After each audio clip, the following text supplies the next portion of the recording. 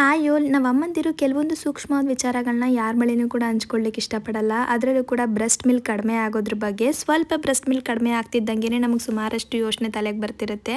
ಸರಿಯಾಗಿ ನಾವು ನಿದ್ದೆ ಮಾಡ್ತಾ ಇದ್ದೀವ, ಸರಿಯಾಗಿ ಊಟ ಮಾಡ್ತಾ ಇದ್ದೀವ, ಯಾಕೆ ಈ ಥರ ಆಗ್ತಾ ಇದೆ ಅಂತೇಳಿ. ನಿಜ ಹೇಳಬೇಕು ಅಂದರೆ ಈ ಥರ ಯೋಚನೆ ಮಾಡೋದ್ರಿಂದ ಯಾವುದೇ ರೀತಿ ಪ್ರಯೋಜನ ಇಲ್ಲ. ಅದ್ರ ಬದಲು ನಮ್ಮ ದೇಹಕ್ಕೆ ಯಾವ ರೀತಿ ಪೋಷಣೆನ ಒದಗಿಸ್ಕೊಡ್ಬೇಕು ಅನ್ನೋದನ್ನ ನಾವು ಯೋಚನೆ ಮಾಡಬೇಕು. ನಾನು ನನ್ನ ದಿನಚರಿಯಲ್ಲಿ ಮೈಲೋ ಅವರ ಲ್ಯಾಕ್ಟೋಮಮಾ ಬ್ರೆಸ್ಟ್ ಮಿಲ್ಕ್ ಸಪ್ಲಿಮೆಂಟ್ನ ತಗೊಳ್ತಾ ಬಂದಿದ್ದೀನಿ.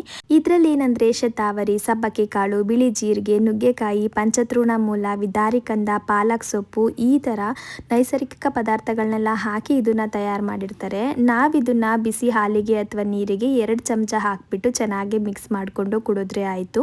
ಇದಕ್ಕೆ ಸಕ್ಕರೆ ಹಾಕೋ ಅಗತ್ಯ ಕೂಡ ಇರೋದಿಲ್ಲ. ಬಿಡದೆ ನಾವು 1 ವಾರ ಕುಡಿದ್ರೆ ಸಾಕು, ಬೆಸ್ಟ್ ರಿಸಲ್ಟ್ನ ನಾವೇ ನೋಡ್ಬೋದು. ತಾಯಿ ಹಾಲನ್ನೋದು ಮಗುಗೆ ತುಂಬಾ ಮುಖ್ಯ. ಮಗುವಿನ ರೋಗ ನಿರೋಧಕ ಶಕ್ತಿ ಹೆಚ್ಚಿಸುತ್ತೆ, ಮೆದುಳಿನ ಬೆಳವಣಿಗೆಗೂ ಕೂಡ ಸಹಾಯ ಮಾಡುತ್ತಲ್ವಾ. ಹಾಗೆ ನಮ್ಮ ಪುಟ್ಕಂದ ಹೊಟ್ಟೆ ತುಂಬ ಹಾಲು ಕುಡಿದು ಆಡೋದನ್ನ ನೋಡೋದೇ ನಮಗೊಂಥರ ಚಂದ.